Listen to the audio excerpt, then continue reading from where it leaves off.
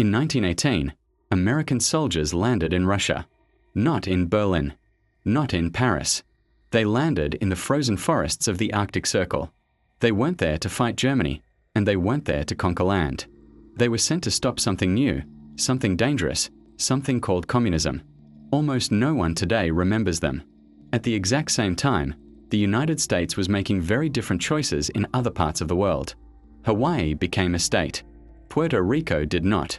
The Philippines were taken from Spain, and then later let go. Same country, same era, but wildly different outcomes. Tonight, we are telling the story of America's forgotten war in Russia and exploring why some places became American forever, while others never did. In 1918, World War I was finally winding down, but a new crisis was exploding in the East.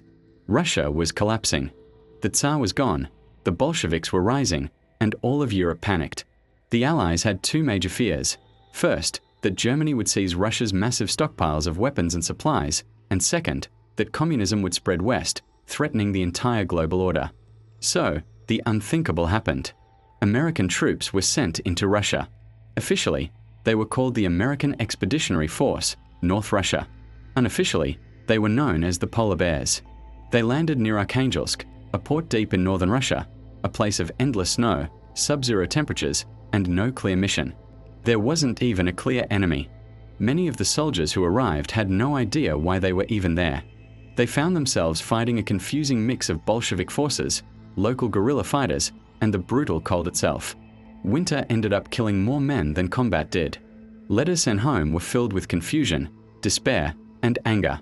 One soldier famously wrote, "We were sent here to die for reasons no one can explain." By 1919, it was clear the mission had failed. The United States withdrew its troops. Communism survived and took hold. And history quietly erased the entire operation from our collective memory. America had intervened, and for one of the first times, it had lost. So why didn't the US just stay? Why not dig in and occupy the territory? The simple answer is that Russia was never meant to be owned. It was just too large, too hostile, and far too politically unstable. Back home, there was zero public support for the war. People wanted the boys home from Europe, not sent to a new, confusing conflict. Economically, there was no payoff. There was no American settler population to support the occupation, and no strategic consensus in Washington about what a long-term presence would even achieve. Through this failure, America learned a critical lesson. Military power alone doesn't create control. And that lesson would go on to shape some very different decisions in other parts of the world. Now, let's contrast that disastrous Russian adventure with Hawaii. By the late 1800s, American businessmen already dominated the island's economy.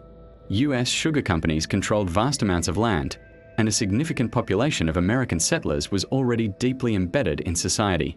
So when the Hawaiian monarchy was overthrown in 1893, it wasn't really a foreign invasion.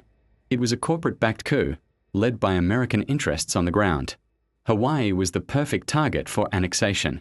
It was small, incredibly profitable thanks to sugar and pineapples, and strategically located right in the middle of the Pacific Ocean. The establishment of a naval base at Pearl Harbor changed everything. Suddenly, Hawaii wasn't just useful, it was absolutely essential for American naval power. Statehood finally came in 1959. Hawaii wasn't conquered in a traditional war. It was absorbed, pulled into the American orbit by economic and strategic gravity. Then there's Puerto Rico, which followed a completely different path.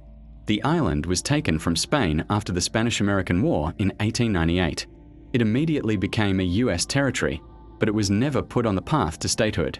Why not? Well, for a few key reasons. Puerto Rico was Spanish-speaking, with its own distinct culture and history. Unlike Hawaii, there was no pressing strategic need for full political integration. This political ambiguity actually benefited Washington.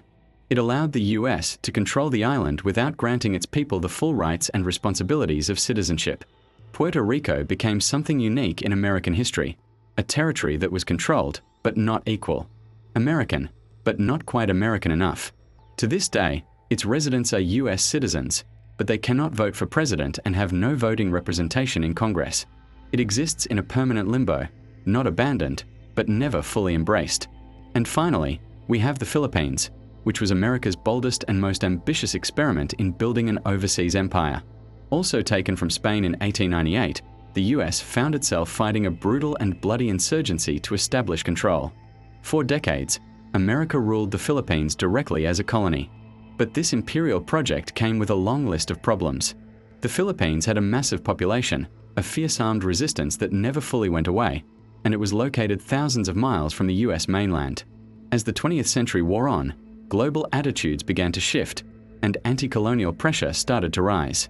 After World War II, the cost of holding on to the Philippines, both financially and politically, was just too high. So in 1946, America walked away. Not because it was forced out in a military defeat, but because holding onto the colony no longer made strategic or economic sense. The empire that was built so forcefully was dismantled just as pragmatically. So what's the pattern here? What ultimately decides America's fate when it intervenes in foreign lands? It's not really about ideology, and it's certainly not about morality. It comes down to a cold calculation of three factors: strategic value, ease of control, and public support. Russia failed on all three counts. Hawaii passed with flying colors. Puerto Rico sat uncomfortably in the middle, leading to its current limbo status. The Philippines eventually crossed the line where the costs outweighed the benefits, and the connection snapped. The polar bears eventually came home from Russia. Their forgotten war was quietly swept under the rug of history.